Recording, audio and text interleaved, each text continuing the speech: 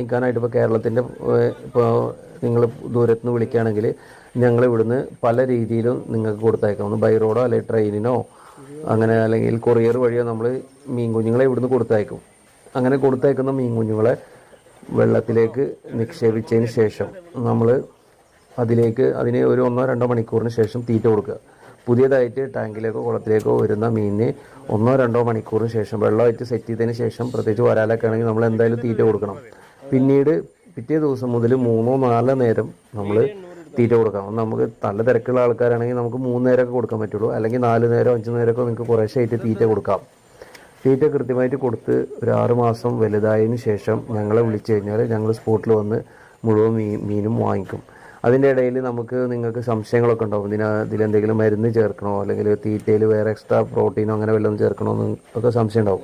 അത് നിങ്ങൾക്ക് ഞങ്ങളിവിടെ താഴെ കൊടുക്കുന്ന നമ്പറിൽ വാട്സപ്പ്